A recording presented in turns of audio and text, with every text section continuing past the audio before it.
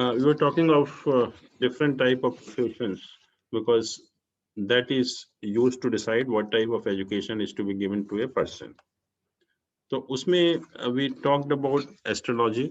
Now we can talk about one or two profession, and balance you can see from the this PPT also. Let's say medical knowledge or medical profession. So once we understand the meaning of what they do in the medical profession, then it is very easy to find out कि कौन सा planet जरूरी है, कौन सा house जरूरी है और कौन से sign जरूरी है. तो मेडिकल का जैसे आप जानते हैं कि जो हमें क्या है कि we have to reduce pain and suffering, we have to treat a patient जो ऑलरेडी पेन या सफरिंग में है, उसको हमें ट्रीट करना है. अब क्वेश्चन ये है कि उसके लिए जो इम्पोर्टेंट प्लैनेट हैं वो कौन कौन से हो गए. तो सबसे जो इम्पोर्टेंट प्लैनेट है सन होता है, which is known as the main ruler of medical profession. Sun क्यों? Because sun is energy, sun is a healing, sun is a life-giving planet. Without blessing of sun, you cannot treat a patient. The sun becomes a very very important planet. It's a main ruler in the medical profession. और वैसे भी sun हमारे heart को भी represent करता है, which is again a very important aspect कि heart अगर से कोई problem तो नहीं है, तो ये sun का सबसे ज्यादा रोल important हो जाता है medical profession के लिए. फिर अगर हम Mars को देखें तो मार्स बेसिकली क्या है? It gives skill in surgery and giving medicines also. Surgery में भी और गिविंग मेडिसिन्स आल्सो. और इसीलिए वैसे भी अगर आप देखें तो मेडिकल में ब्लड है, वुंड है, इंजरीज हैं, ऑपरेशंस हैं, they are the part of medical system. तो नेचुरली मंगल इन सब को भी रिप्रेजेंट करता है. तो इसलिए मंगल का रोल भी बहुत इंपॉर्टेंट है इन द मेडिकल प्रोफेशन. तो मंगल को भी हम बहुत इंपॉर्टेंस देंगे. Without blessing of Mars you can not be A successful in the medical profession. Jupiter का देखें रोल क्या है. जुपिटर कहते हैं कि हीलर है. हीलर मतलब it's important for getting cured, कि बिना जुपिटर की ब्लेसिंग के आप क्योर नहीं हो सकते. तो ये बेसिकली जो एग्जैक्ट हीलर जिसको हम बोलते हैं, that is Jupiter. That's why they seek the blessing of Jupiter when they write a prescription. तो हमेशा RX बनाते हैं, तो इसलिए जुपिटर की ब्लेसिंग वो लेते हैं. फिर राहु केतु का भी इंपॉर्टेंट रोल आ जाता है, क्योंकि Rahu Ketu basically drugs and poison को रिप्रेजेंट करते हैं, which is again a part of medical system. तो वो भी एक इंपॉर्टेंट प्लैनेट बन जाते हैं राहु केतु. फिर अगर हम सैटर्न को देखें तो सैटर्न आप देखते हैं कि it's a lame planet. It affects your mobility, it may give you debility. Then chronic disease का भी जो प्लैनेट है वो सैटर्न है. ओल्ड एज का है, डिसीज का है, पेन्स का है, ये सारी चीजें हम सैटर्न से देखते हैं. तो इसलिए सैटर्न भी जो है एक इम्पॉर्टेंट प्लैनेट बन जाता है पूरे मेडिकल सिस्टम. अगर हम हाउसेस की बात करें तो एज वी नो दैट कि 6th हाउस हमारा सिकनेस एंड डिसीज का हाउस है, और 12th हाउस हमारे हॉस्पिटल्स हैं या हॉस्पिटलाइजेशन है या हॉस्पिटल का जो हाउस है, जिनका दोनों चीजों का संबंध जो है वो मेडिकल प्रोफेशन से है. तो this too should be related with the 10th house और द हाउस ऑफ प्रोफेशन. और कुछ हद तक 8th हाउस भी, क्योंकि 8th हाउस जैसे हमने कहा कि is the house of chronic disease. तो कुछ हद तक जो है 8th हाउस का भी रोल इंपॉर्टेंट हो जाता है मेडिकल प्रोफेशन के लिए. और खास तौर से हम कहें कि 6, 8, 12 तीनों ही हाउसेज ऐसे हैं जिनका की रिलेशन जो है वो 10th हाउस से होना चाहिए, जब भी आप मेडिकल प्रोफेशन में सक्सेसफुल होते हैं. अब जहाँ तक साइन का सवाल है, कौन कौन सी राशियां इंपॉर्टेंट है, कौन कौन सी राशियां प्रोमिनेंट होनी चाहिए मेडिकल प्रोफेशनल के लिए. पहला है लियो साइन. तो कहते हैं कि जो अगर लियो साइन बहुत ज्यादा प्रोमिनेंट होता है, तो such people they have a affinity toward the medical line, toward the drugs, toward the chemicals.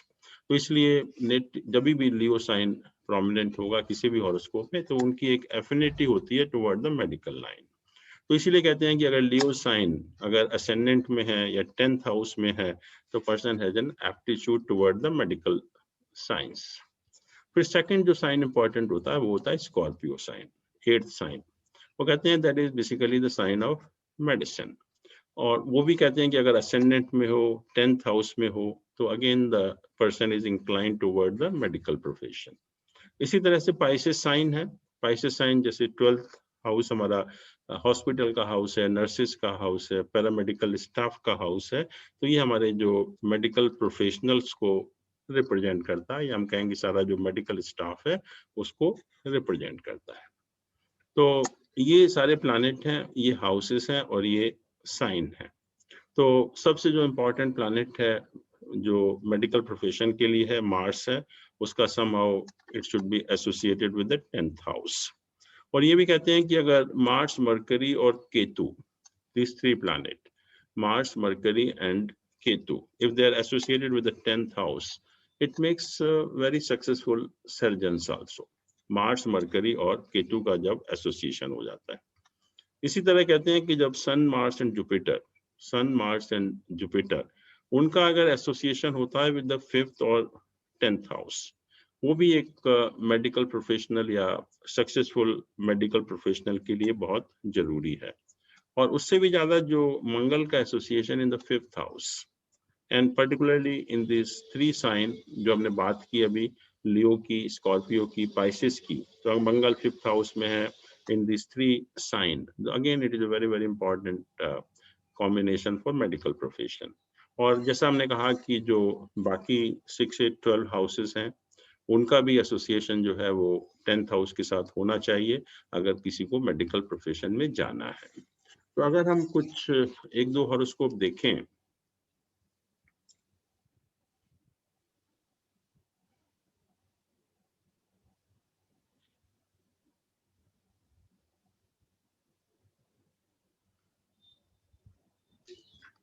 Sir इनमें से ये सारी कंडीशंस होनी चाहिए या मेजर कुछ कुछ हो तो? Most of them actually, most of them. हाँ, ये कुछ प्रोमिनेंट तो होने चाहिए। अगर प्रोमिनेंट नहीं है तो आप मेडिकल प्रोफेशन में नहीं जा सकते।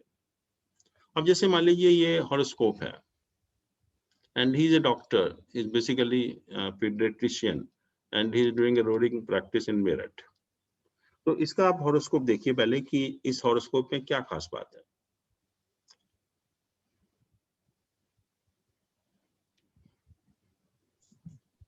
सर इसमें तो सन डेबिलिटेटेड है।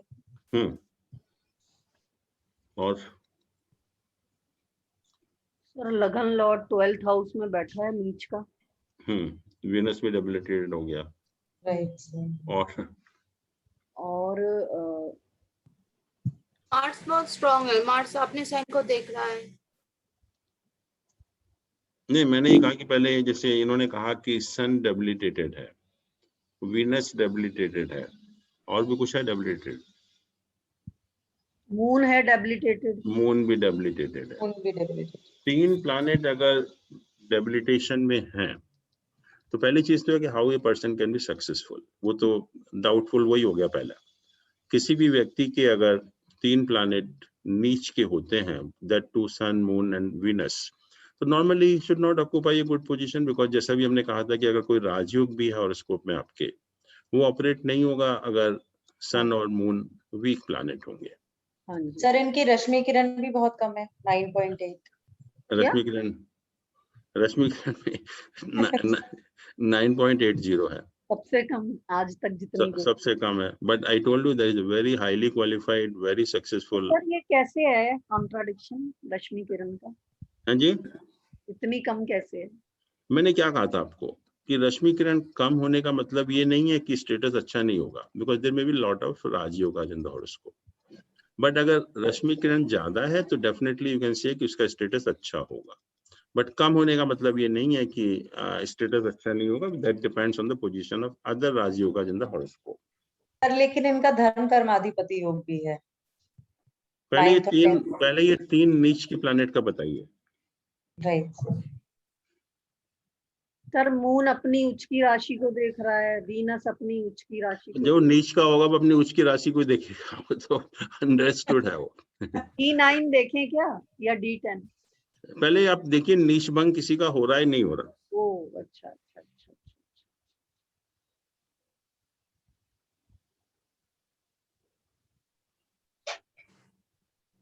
सर वीनस का हो रहा है नीच भंग। कैसे?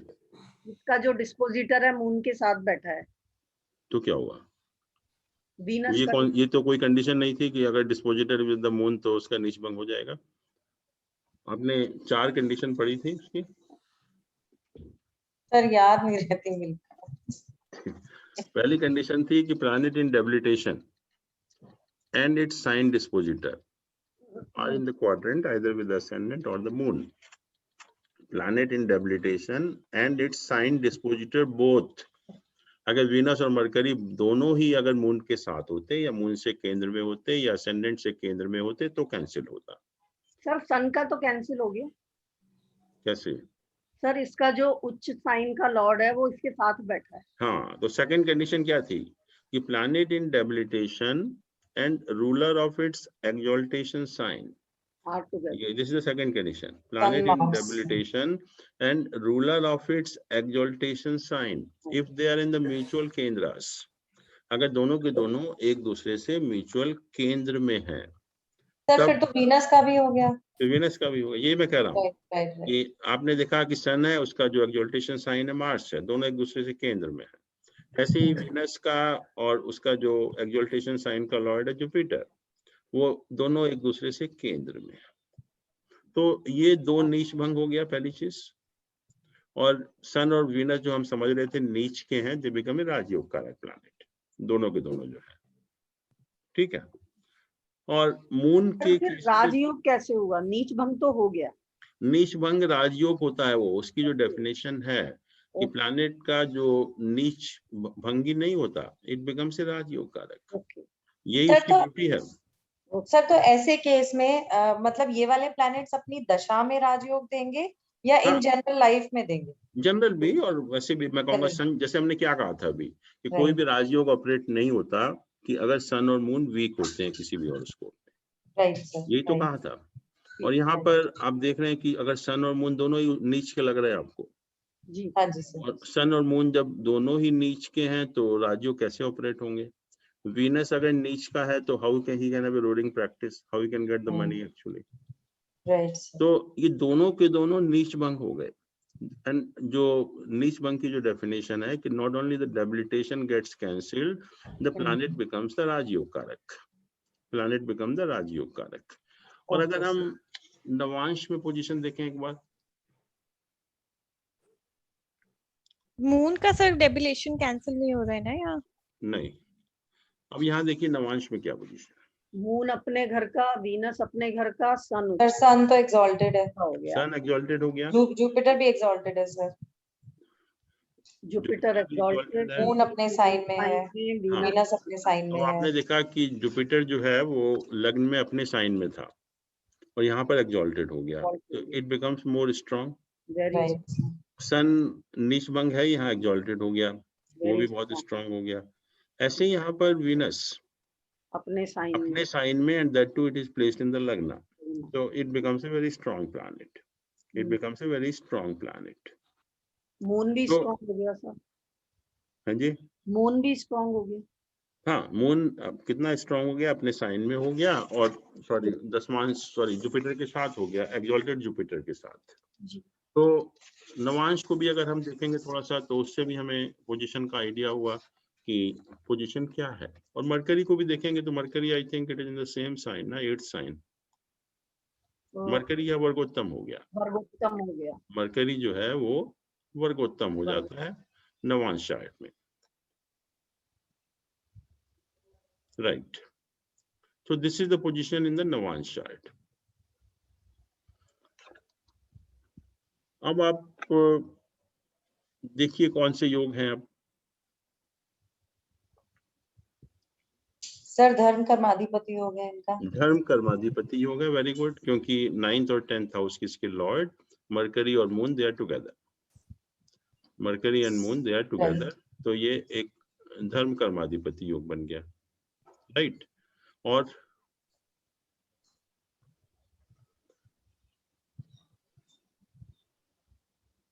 सैटर्न योग कारक, सैटर्न इज योग कारक प्लैनेट। सैटर्न जो है इसका और इसका लॉर्ड है, तो सैटर्न इज ए योग कारक प्लैनेट, सैटर्न बिकम्स ए योग कारक प्लैनेट। और क्या है? जुपिटर अपने साइन में है। कौन? जुपिटर अपने साइन में है। हाँ वो तो देख लिया, जुपिटर अपने साइन में है।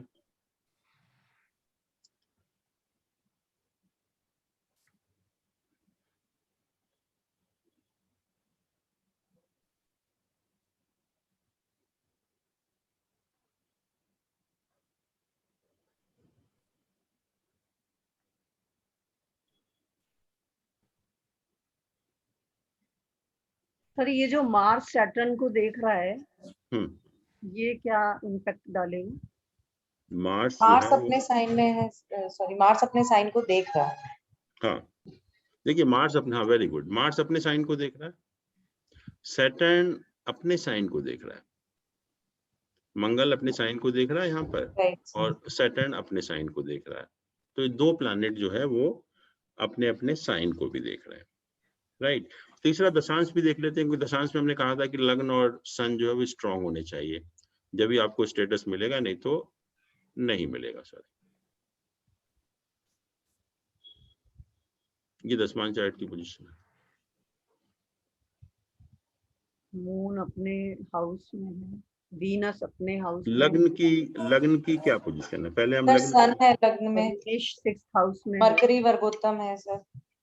सन मरकरी यहाँ भी वर्गोत्तम हो गया, यहाँ भी वर्गोत्तम है सर। वर्गोत्तम। मून जो है फिर अपनी राशि में आ गया यहाँ पर,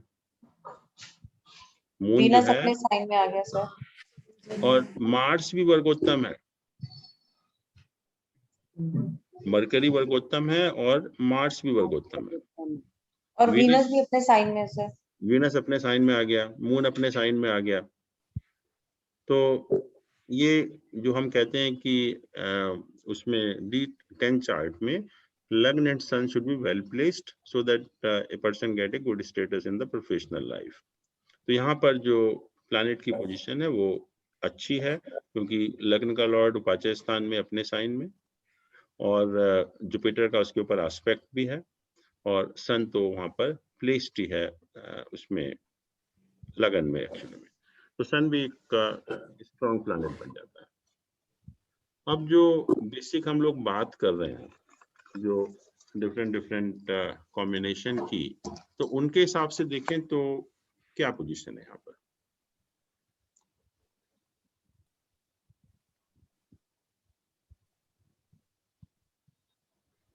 मंगल पहले सबसे इंपॉर्टेंट, सन कहा हमने कि सन शुड बी वेल प्लेस्ड। जब तक सन वेल प्लेस्ड नहीं होगा तब तक you can not be A successful medical professional actually, क्योंकि आपके अंदर जो हील करने की जो शक्ति है वो नहीं होगी।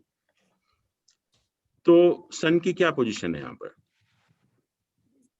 सन सर राजयोग कारक है सन तो, हाँ राजयोग तो मतलब उसके नीच बाद, भंग हो गया। हाँ नीच भंग तो हो गया, otherwise also it is a Lord 11th का lord, 11th Sir, it house is- का। sir, it is 11th associated with benefic planets. Associated with, Benefic हाँ planets. दोनों तरफ बेनिफिक प्लैनेट का एसोसिएशन है, और 11th हाउस का लॉर्ड होने की वजह से सन गेट्स अ स्पेशल सिग्निफिकेंस कि इट्स ए वेरी पावरफुल राजयोग, कि अगर 11th हाउस का लॉर्ड सन होकर अगर नीच का भी लगन में बैठता है तो इट्स वेरी पावरफुल राजयोग। क्यों? क्योंकि ये हाउस ऑफ गेन्स का लॉर्ड है और किंग है, राजा है, और नेचुरली जब अगर राजा होगा तो राजा तो छोटा मोटा देता नहीं है, राजा कैसा भी हो। तो जब भी किसी भी व्यक्ति का अगर सन नीच का है लगन के अंदर, तो आप मान के चलिए कि that person is very well off as far as finances are concerned. Financial position ऐसे लोगों की बहुत अच्छी होती है, तो उस पॉइंट ऑफ व्यू से भी राजयोग कारक हो गया। तो हम सर कहेंगे चाहे कि नीच भंग हो या ना हो तब भी। तभी भी मैं यही कर रहा हूँ कि इसको हम हटा दें नीच भंग को।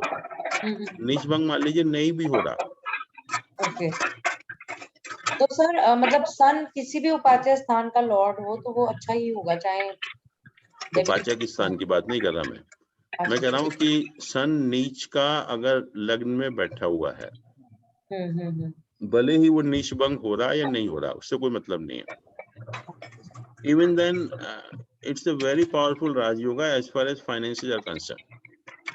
Okay. फाइनेंशियली आदमी को बहुत वेल ऑफ रखता है। पर अगर सेकंड हाउस में हो तो, या 11th हाउस में हो तो? नहीं है, वो नहीं होगा फिर। अगर लग्न का लॉर्ड 11th हाउस में, दैट इज गुड, या 11th का लॉर्ड लगन में है, that is good from finance point of view. लग्न तो अपने आप में बहुत स्ट्रांग पोजीशन है, and that too planet like sun which is the house of gain has come to the lagna, so it becomes a very very powerful position from the finance point of view। तो उस point of view से जो है ये अच्छा horoscope बन जाता है, भले ही वो नीच भंग ना भी हो। तो आप देख रहे हैं कि बहुत सारे योग हैं, जैसे कि धर्म कर्माधिपति योग हुआ, वो इम्पोर्टेंट योग हो गया। सैटर्न योग कारक हो गया। मार्स अपने साइन को देख रहा है, सैटर्न अपने साइन को देख रहा है, और ये जो दोनों प्लैनेट हैं सन और वीनस, वो नीच भंग राजयोग कारक बन गए। और जहां तक मरकरी का सवाल है, वो वर्गोत्तम है, नवांश में भी है, दशांश में भी वर्गोत्तम है। तो mercury also becomes a very strong planet which is the lord of house of ninth house as well as 12th house, 9th house as well as 12th house, दोनों का लॉर्ड है। तो यहाँ पर अगर हम सर ये जो सेकंड लॉर्ड भी लगन में है, तो ये भी अच्छा हो गया वेल्थ के लिए। कौन सा मार्स सेकंड लॉर्ड लगन में, सेकंड हाउस का लॉर्ड लगन में है ना? सेकंड हाउस का लॉर्ड लगन में, right, that is also good from finance point of view, that is also good. तो अगर हम यहाँ देखें कि सन इज वेल प्लेस्ड, इसमें तो कोई डाउट नहीं है, sun is well placed and it is placed with the Mars in the लग्न। तो ये दोनों इंपॉर्टेंट प्लैनेट हैं, जैसे हम लोगों ने कहा कि जो मेडिकल प्रोफेशन के पॉइंट ऑफ व्यू से ये दोनों प्लैनेट जो है वो स्ट्रांग होने चाहिए। Then Jupiter is the healer. Jupiter हमने कहा कि वो हीलर है प्लैनेट एक्चुअली, और जुपिटर जैसे आप देख ही रहे हैं कि यहाँ पर अपने साइन में है, और उसमें जो नवांश में एग्जॉल्टेड था, तो उसकी वजह से भी जुपिटर जो है बहुत स्ट्रांग प्लैनेट बन जाता है। और जुपिटर का एस्पेक्ट आप देखिए किस किस हाउस के ऊपर है, 7th हाउस के ऊपर है, 9th हाउस के ऊपर है, और 11th हाउस के ऊपर है। तीनों अच्छे हाउसेस के ऊपर उसका इन्फ्लुएंस है। और 10th हाउस का लॉर्ड मून है, 10th हाउस का लॉर्ड जो है वो मून है, और मून की क्या पोजीशन है?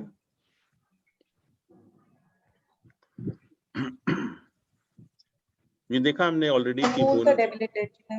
हाँ यहाँ डेबिलिटेटेड है, लेकिन नवांश में और दशांश में उसकी पोजीशन बहुत अच्छी है। Right. तो मून जगह दे दे मेरे को।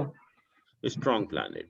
And secondly the 10th Lord in the second house अपने से 5वां हो गया, सिंहासन योग। तो इसको हम सिंहासन योग भी कहते हैं। And the person is very creative as far as profession is concerned, profession में बहुत क्रिएटिव भी होता है। तो 9th एंड 10th हाउसेस के लॉर्ड का जो एसोसिएशन हो रहा है, और उसका जो साइन डिस्पोजिटर है वो भी मार्स ही है। जो इनका मून का जो साइन डिस्पोजिटर है वो मार्स है। अब क्वेश्चन ये है कि अगर हम देखें कि इसका connection with the 6, 8 and 12 houses, 3 houses के साथ जो है, तो वो कैसे होगा? तो 12th हाउस के लॉर्ड के साथ है मून, और 10th लॉर्ड सेकंड हाउस में बैठ।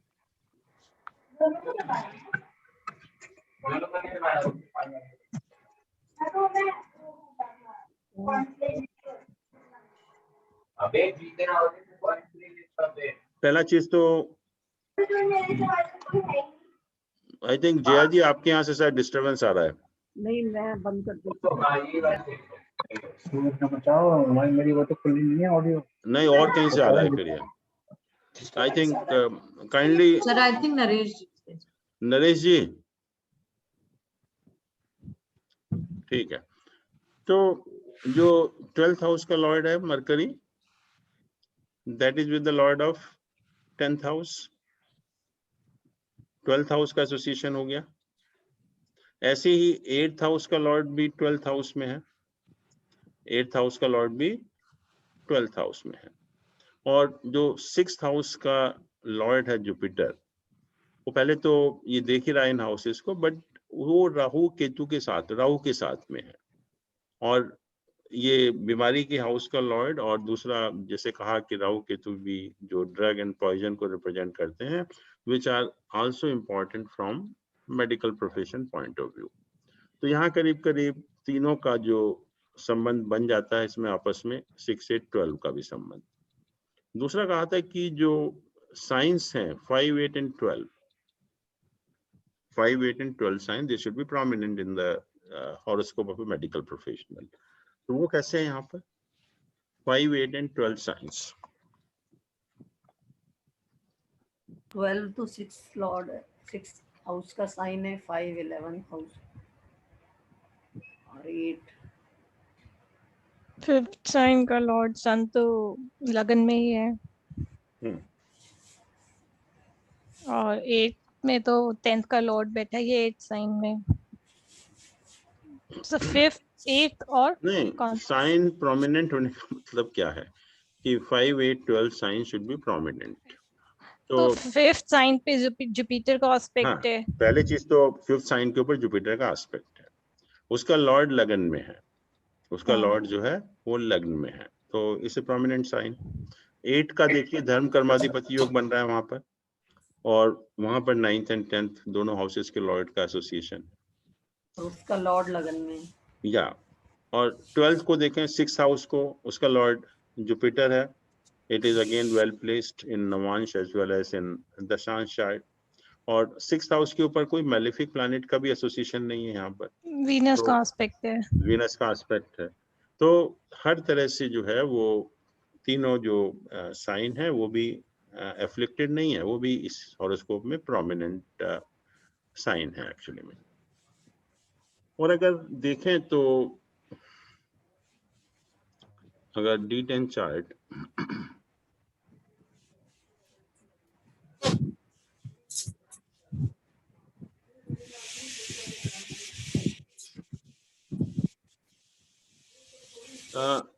when he was running this period, Ketu and Saturn,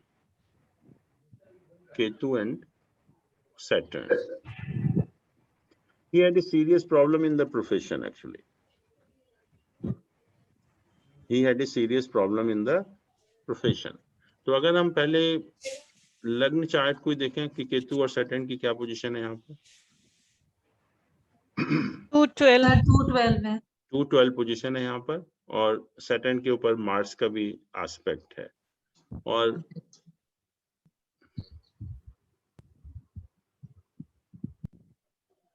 Navamsa में ठीक है, केतु सैटर्न की पोजीशन इतनी खराब नहीं है क्योंकि केतु यहाँ है और सैटर्न यहाँ पर है, but basically we are concern with the dashamsha chart. इसमें क्या पोजीशन है 6, 8 पोजीशन है, वेरी गुड।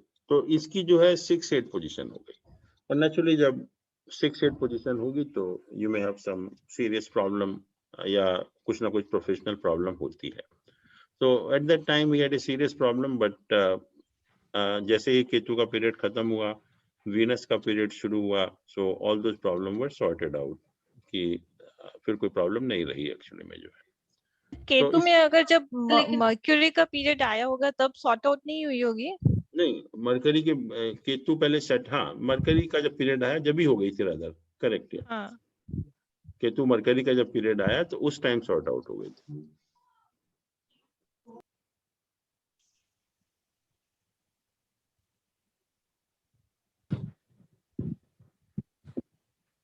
यहाँ देखिए, this again horoscope of a doctor, actually very successful doctor.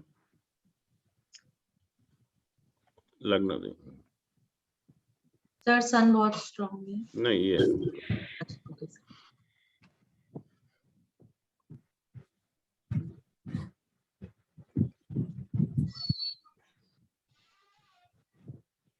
Mars is strong.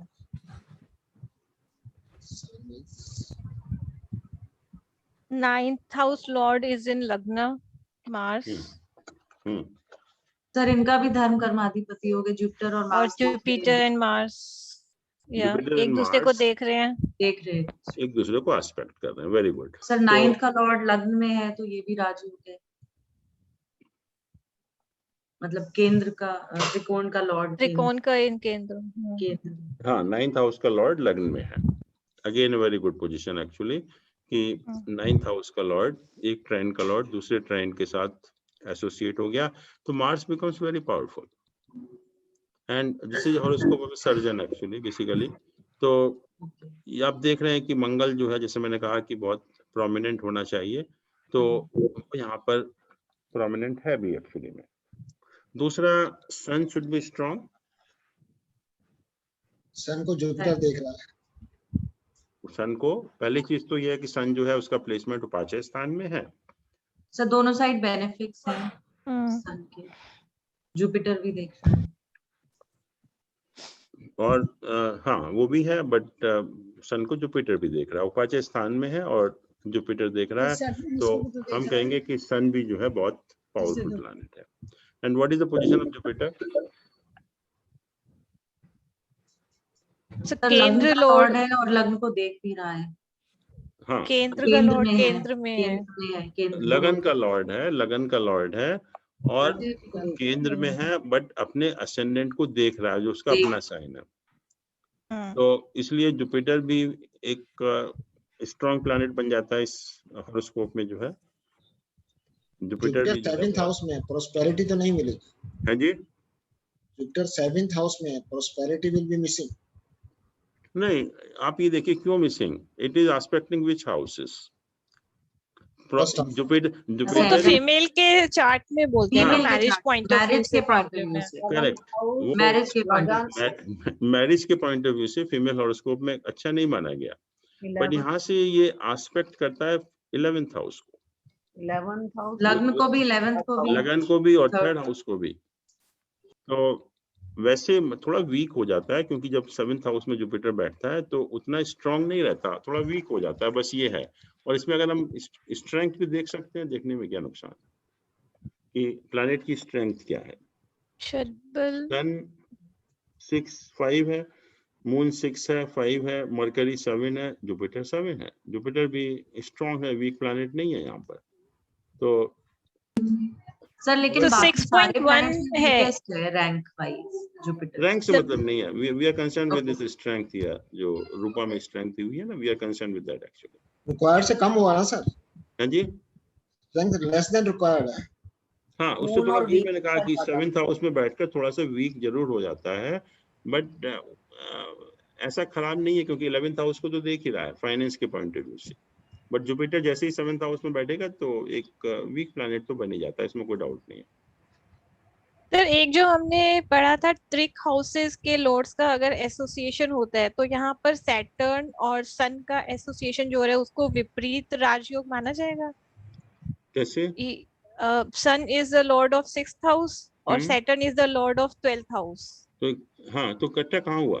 तो एक दूसरे को एस्पेक्ट कर रहे हैं, तो ये वाला होता है या साथ में बैठने पे होता है? साथ में होना चाहिए। अच्छा, तो इस तरह से नहीं होगा, they have to be together actually. Sir Venus अपने घर को देख रहा है और मून भी अपने घर को देख रहा है। सैटर्न भी अपने घर को देख रहा है, वीनस अपने साइन को, जुपिटर अपने साइन को और सैटर्न अपने साइन को, सैटर्न अपने साइन को, मून अपने साइन को।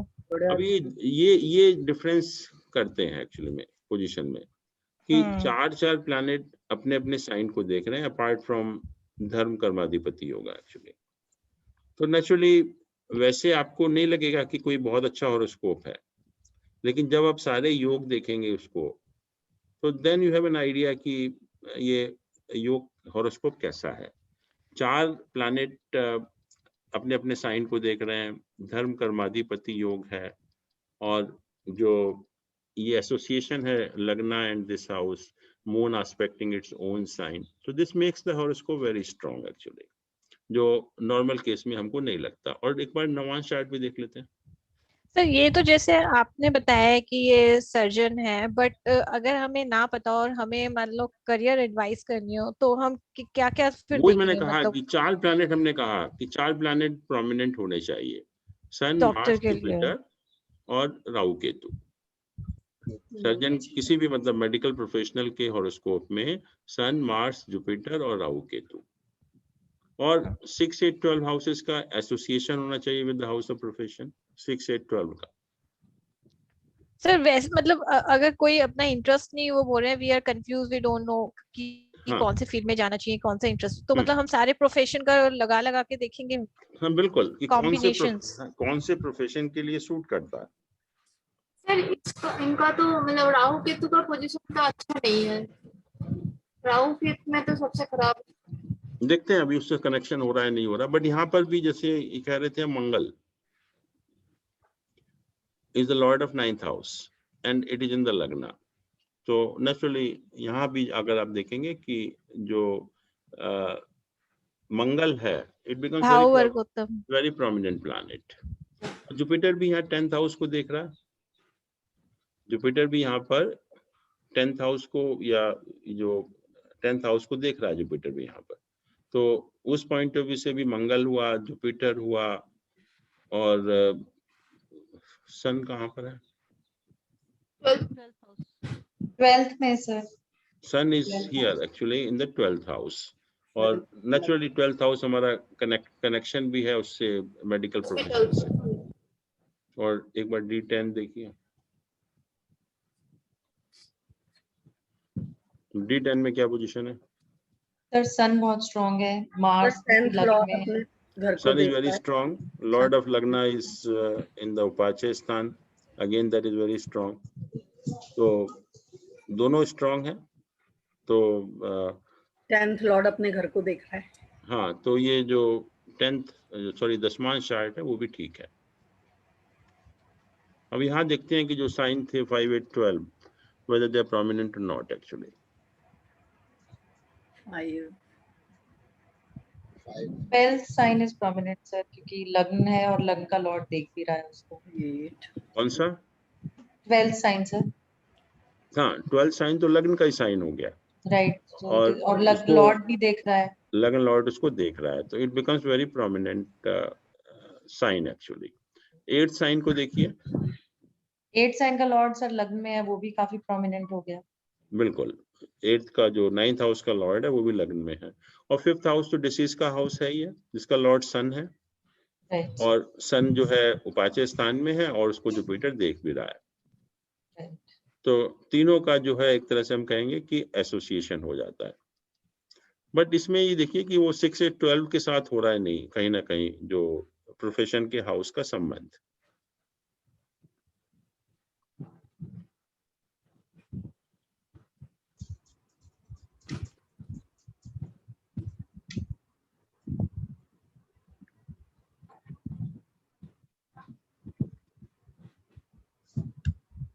सिक्स 8 12 हो तो रहा है सर, फिर 6 का लॉर्ड को जुपिटर देख रहा है, और जुपिटर 10th हाउस का नहीं, Lord- 6 8 12 हाउसेस का संबंध कहीं ना कहीं मेडिकल प्रोफेशन से हो रहा है या नहीं हो रहा।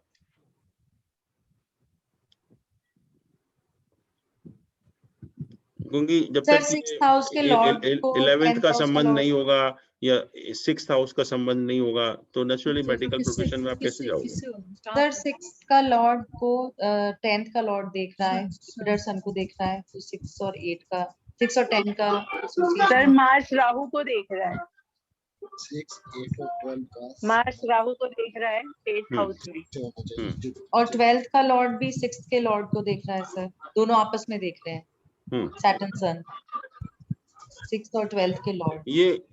ये जो 6th हाउस है बेसिकली इसका लॉर्ड सन है, और इसका लॉर्ड क्या है, सैटर्न है। तो सन सैटर्न दोनों एक दूसरे को देख रहे हैं पहले तो, और जुपिटर उसको एस्पेक्ट कर रहा है सन को, वो कि और Lord Jupiter of 10th 10th house Lord of 10th house है। तो इस तरह से मतलब कहीं ना कहीं जो संबंध भी हमें देखना पड़ेगा, क्योंकि मेडिकल प्रोफेशनल है तो हॉस्पिटल है, बीमारियां हैं, उससे संबंध तो होना ही चाहिए उसका। तो बेसिकली 6 और 12 हाउसेस के साथ कनेक्शन होना चाहिए, और खास तौर से कुछ हद तक 8th हाउस भी, क्योंकि 8th हाउस हमारी क्रॉनिक डिसीज को रिप्रेजेंट करता है। 6, 8, 12 कनेक्टेड। सर ये जो केतु 6th हाउस को देख रहा है और राहु 12th हाउस को देख रहा है, ये भी इम्पोर्टेंट है। बिल्कुल, क्योंकि कहा ना कि ये हमारे पॉइजन के वो हैं, poison and drugs and medicine जो है, तो वो उसी हाउस को देख भी रहे हैं, उन्हीं हाउसेस को देख भी रहे हैं। तो इसलिए काफी हद तक जो है मतलब एक सक्सेसफुल मेडिकल प्रैक्टिशनर का जो एक हॉरोस्कोप बन जाता है एक्चुअली।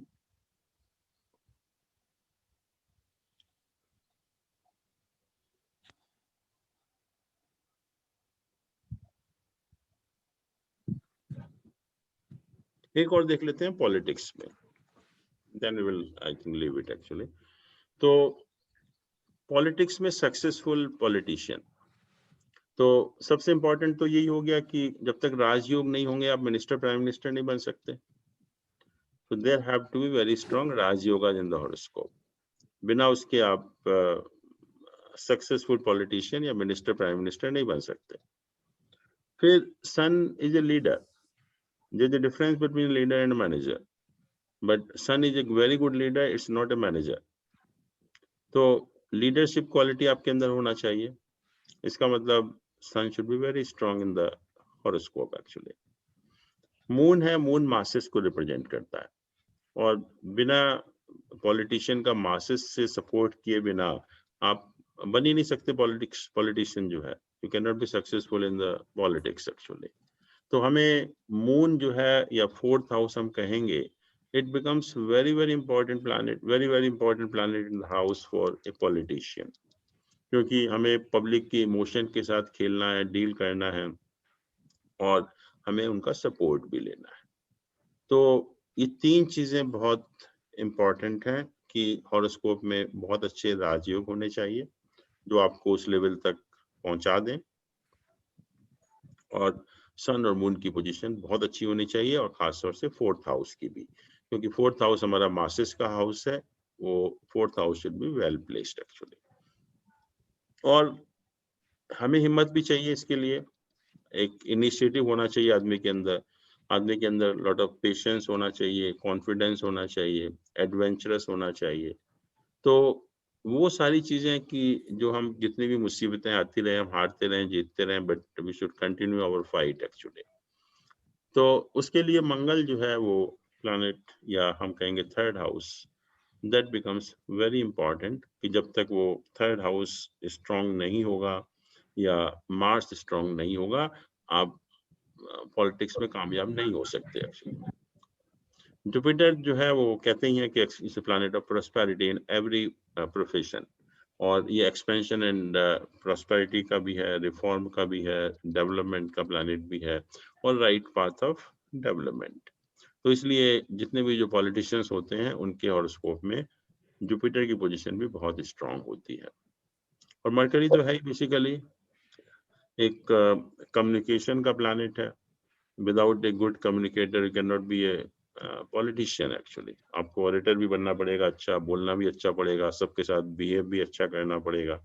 और जुपिटर मरकरी की जो क्वालिटी होती है to make friends and hold them together for a long time, वो एक अच्छा मरकरी अगर किसी भी हॉरोस्कोप में होता है तो ऐसे लोगों के फ्रेंड्स बहुत होते हैं, और परमानेंट टाइप के फ्रेंड्स होते हैं, क्योंकि वो उनको बहुत समय तक होल्ड कर सकते हैं। एंड इंटेलिजेंस है, right decision at the right time है। तो मरकरी का रोल भी पॉलिटिशियन के लिए बहुत जरूरी हो जाता है। और सैटर्न तो है ही है कि without blessing of Saturn you can not get the high status, वो किसी भी प्रोफेशन में हो। और यहाँ तो हम मिनिस्टर प्राइम मिनिस्टर की बात कर रहे हैं, तो नेचुरली जब तक सैटर्न बहुत अच्छा प्लेस्ड नहीं होगा तब तक आपको वो पोजीशन नहीं मिल सकती। और बहुत अच्छा होना चाहिए, क्योंकि हम जब उस लेवल की बात करते हैं तो naturally Saturn has to be very well placed. Rahu कहते हैं कि वो एक पॉलिटिकल इंटरेस्ट देता है पॉलिटिक्स में, और एक पावर को कैप्चर करने का इंटरेस्ट देता है। और कहते हैं कि जब राहु का एसोसिएशन 10th हाउस के साथ हो जाता है तो you have N aptitude toward politics, एक व्यक्ति का एक एप्टीट्यूड बन जाता है पॉलिटिक्स में जाने का। और सन एंड मून तो देख ही लिया हमने कि वो तो एक देते ही हैं। और 10th हाउस हमारा पब्लिक लाइफ का है और अथॉरिटी का है, और 10th हाउस तो स्ट्रांग होगा ही प्रोफेशन में अगर सक्सेस लेना है हमें। और 9th हाउस भाग्य स्थान है, वो भी स्ट्रांग होना चाहिए। और क्योंकि पॉलिटिक्स में बेसिकली आपके एफर्ट्स हैं, आप नॉर्मली अपने एफर्ट्स से आगे बढ़ते हैं, नहीं तो बहुत टाइम तक आप नहीं चल पाते। तो अपने एफर्ट्स का मतलब है कि उपाचय स्थान जो है 3, 6, 10, 11 वो हाउसेस प्रोमिनेंट आपके हॉरोस्कोप में होने चाहिए। जब भी आप पॉलिटिक्स में सक्सेसफुल होंगे, क्योंकि पॉलिटिशियन के लिए और जो हम उस लेवल की बात कर रहे हैं उसके लिए सारे प्लैनेट जो है वो बहुत स्ट्रांग होने चाहिए। तो अगर हम देखें इसमें हॉरोस्कोप में किसी का,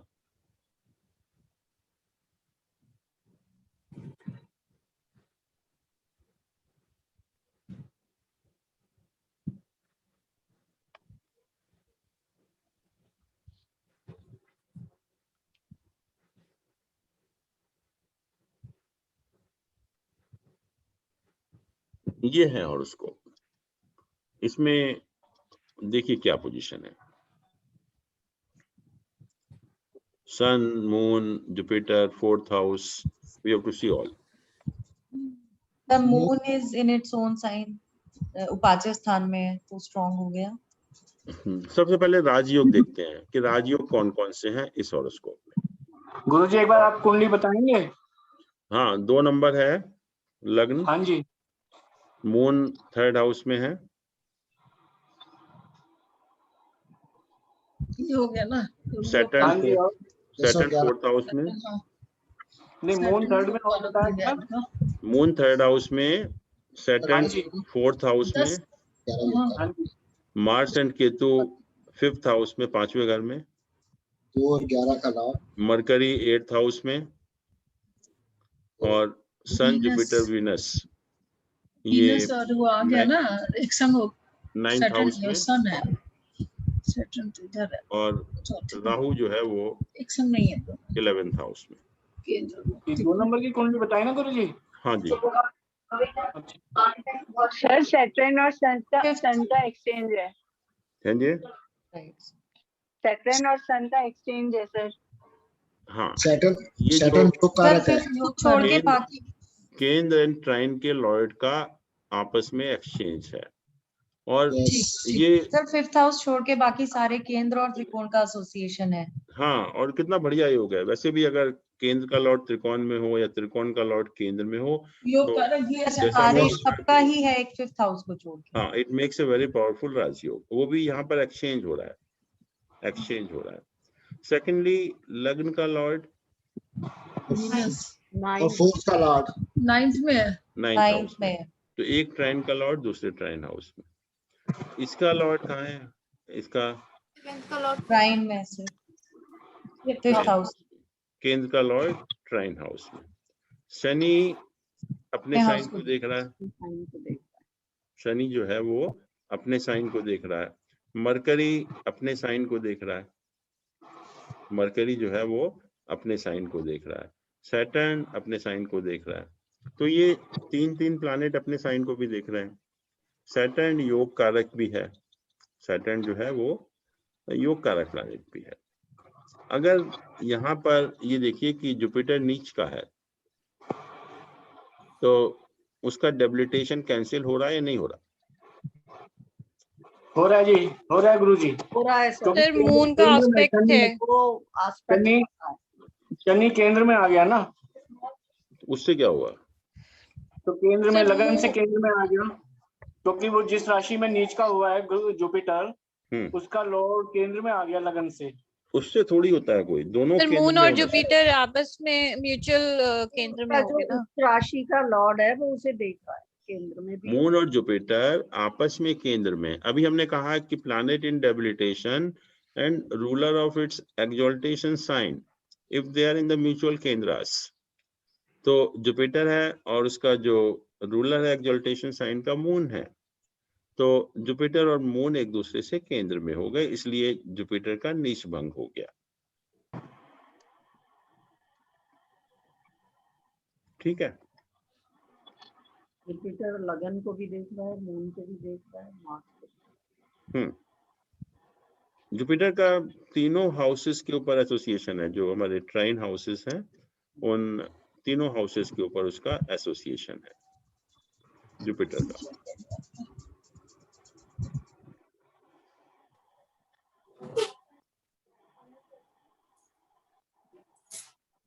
जुपिटर 11th लॉर्ड भी है गुरुजी, क्योंकि 11th लॉर्ड होकर भाग्य स्थान में बैठा है, ये भी एक अच्छी बात है। कौन? जुपिटर?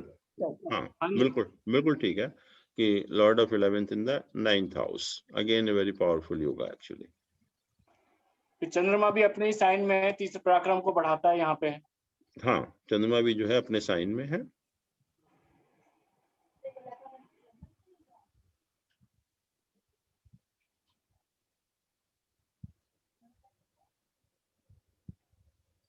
मार्स की पोजीशन बहुत अच्छी है, क्योंकि हमने कहा कि मार्स बहुत स्ट्रांग होना चाहिए, कि जब भी आपके अंदर इतना जो लड़ने की शक्ति आती है कि in spite of all odds you continue your fight actually. तो मंगल की पोजीशन, 3rd हाउस की पोजीशन बहुत अच्छी है पहले। Sun is well placed in the 9th house, इसमें कोई डाउट नहीं है। केंद्र अच्छा का सर, लॉर्ड ये ट्राइन में। जो सैटर्न है वो लगन को भी देख रहा है योग कारक होकर के। हाँ, वो लगन को भी देख रहा है, तो सन की पोजीशन बहुत स्ट्रांग है, मून की पोजीशन बहुत स्ट्रांग है, मार्स की पोजीशन बहुत स्ट्रांग है, 10th हाउस स्ट्रांग है क्योंकि उसको सैटर्न अपने आप को देख भी रहा है। सर इसमें जुपिटर कंबस्ट होगा? हाँ, जुपिटर देखिए कंबस्ट है यहाँ पर।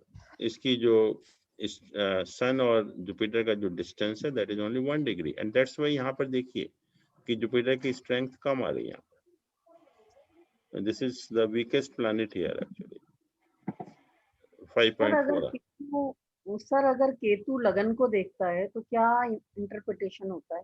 हाँ जी, ये केतु लगन को देख रहा है ना, तो ये क्या इंटरप्रिटेशन होता है? देखिए केतु और जुपिटर दोनों लग्न को देख रहे हैं, और लग्न का लॉर्ड भी 9th हाउस में है, तो it takes the person towards spirituality. थोड़ा सा स्पिरिचुअल इंक्लिनेशन होता है उस व्यक्ति का जो है।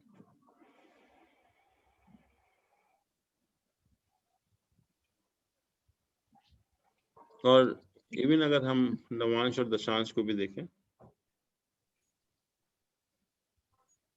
वीनस अपने घर में, तो जुपिटर नवांश में देखिए कि यहाँ उच्च का हो गया जुपिटर, उसका हो गया, उच्च का जुपिटर हो गया, वीनस अपने घर में हो गया लगन में। वीनस सर लग्न वर्गोत्तम हो गया नवांश में, लग्न जो है लग्न वर्गोत्तम है, और इसीलिए ये पोजीशन मिलती है, क्योंकि किसी भी हाई लेवल पे पहुंचने के लिए लग्न का तो स्ट्रांग होना जरूरी है ही है। बिना लग्न के स्ट्रांग हुए आपको बहुत अच्छी पोजीशन नहीं मिल सकती आपको। और यहाँ भी शनि का प्लेसमेंट ये केंद्र में हो गया, ये योग कारक है। और दशमांश में क्या है, दशमांश में पोजीशन देखिए क्या है, लग्न का लॉर्ड इन द उपाचय स्थान, ठीक पोजीशन है, नॉट बैड। और सन भी उपाचय स्थान केंद्र में है सर। हाँ, सन भी उपाचय स्थान में प्लेस्ड है, तो सन की पोजीशन भी अच्छी है।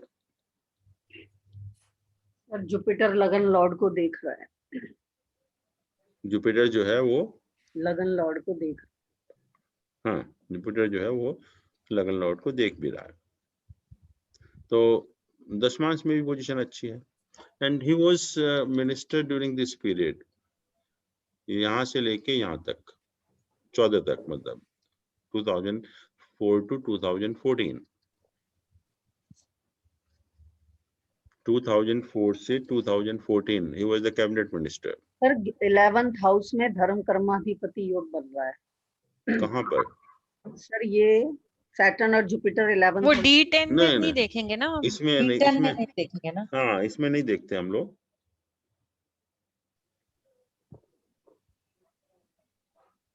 इसमें धर्म कर्माधिपति योग नहीं देखते। But why Rahu became so important for him,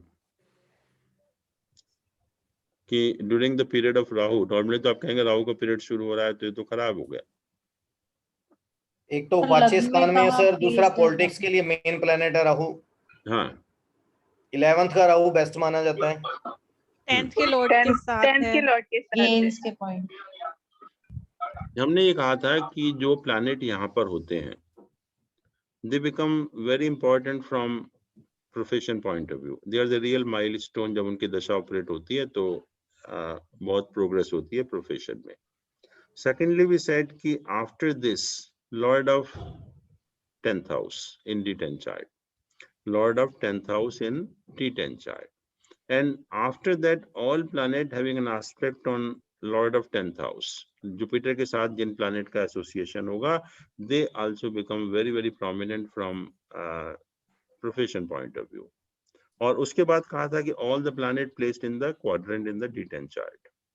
तो ये सारे प्लैनेट, यहाँ तो कोई है नहीं, सन है एक तो, और दूसरा जुपिटर उसका लॉर्ड है, और ये दो प्लैनेट हैं जो सन और राहु हैं, और इवन मार्स जो उसको देख रहा है।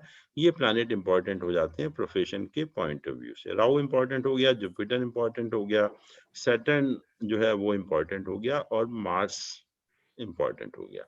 बाकी कोई प्लैनेट इंपॉर्टेंट नहीं है प्रोफेशन के पॉइंट ऑफ व्यू से यहाँ पर। तो जैसे ही राहु का पीरियड शुरू हुआ, he became that cabinet minister, and he continued because Rahu Jupiter favourable है, राहु सैटर्न फेवरेबल है, सैटर्न तक फेवरेबल था, तो he continued till that time 2014 जो सेकंड इसका जो फेज खत्म हुआ एक्चुअली में। उसके बाद mercury is not important from profession point of view in this horoscope, तो इसलिए जो है वो यहीं तक रहा। उसके बाद फिर वो he is still a member of Rajya Sabha, but अब पोजीशन नहीं है वो।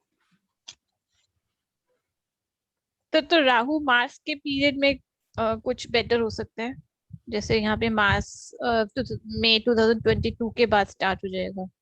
हाँ, नेक्स्ट जब कोई अपॉर्चुनिटी मिलेगी तो उस टाइम बेटर हो सकता है प्रोफेशन के पॉइंट ऑफ व्यू से।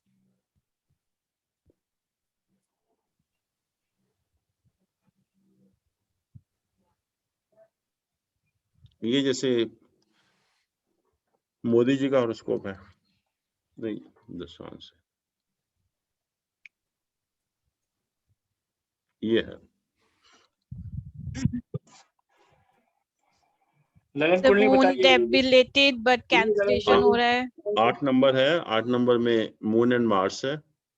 हाँ जी। जुपिटर 4th हाउस में है। हाँ जी। राहु 5th हाउस में, और सैटर्न वीनस 10th हाउस में, और सन मरकरी केतु 11th हाउस में।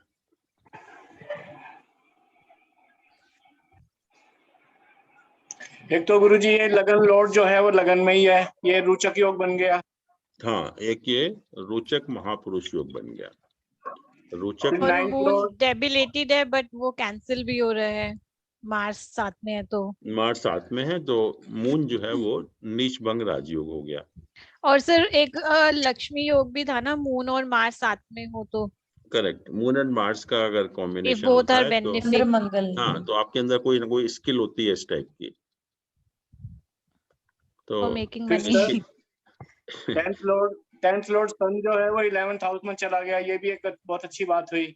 हाँ सर मरकरी का है, मरकरी यहाँ पे एग्जॉल्टेड है, कुछ का है। मरकरी और सर राहु 10th लॉर्ड को एस्पेक्ट कर रहा है और लगन हाउस को भी कर रहा है। राहु मरकरी 11th हाउस, लेकिन जुपिटर 10th हाउस को एस्पेक्ट कर रहा है इसका। करेक्ट, और 9th हाउस का लॉर्ड लगन में है। 9th हाउस का लॉर्ड जो है वो लग्न में है। 5th हाउस का लॉर्ड केंद्र में है। 5th हाउस का लॉर्ड केंद्र में है। मरकरी एक्सॉल्टेड 11th हाउस, तो वो भी जो है वो राजयोग बनाते हैं, वो सारे राजयोग बनते हैं। और क्या है, सैटर्न अपने साइन को देख रहा है। सर मरकरी 11th हाउस में एक्सॉल्टेड, मरकरी एक्सॉल्टेड है यहाँ पर। तो और मून एंड मार्स का तो राजयोग बनता ही है, और एक त्रिकोण का लॉर्ड दूसरे त्रिकोण के साथ एसोसिएट हो गया। सन और केतु पास में है, जस्ट 5 डिग्री का डिफरेंस है, तो इसमें क्या वो ग्रहण योग कुछ बोलते हैं इसको? सन और केतु का 5 डिग्री का है नेचुरली, वो ग्रहण योग तो बनता ही है। बट सन का अब स्ट्रेंथ देखिए कितनी है यहाँ पर, 8.5। या without this strength you can not. Sun का, मून का देखिए 7.1, ये सब पब्लिक के सपोर्ट के लिए है। Jupiter 7.8, Jupiter 7.8। सभी प्लैनेट स्ट्रांग है, बस जस्ट वीनस। हाँ, वीनस के अलावा, और नेचुरली वो कितने साल तक तो ऐसे ही रहा होगा, नेचुरली कुछ नहीं मिला होगा, तो वो एक एंड पर आते हैं। तो अभी जो पीरियड चल रहा है वो मून का पीरियड चल रहा है। अभी जो पीरियड है ऑपरेटिव वो मून का है, एंड मून की दशा में he became prime minister. Moon की दशा में प्राइम मिनिस्टर बना, क्योंकि moon is very strong. 9th house का लॉर्ड लग्न में है, और उसमें देखते हैं नवांश दशांश में क्या बोले। नवांश में इस लॉर्ड ऑफ लग्ना नीच का इन द उपाच्य स्थान, तो ठीक है, बट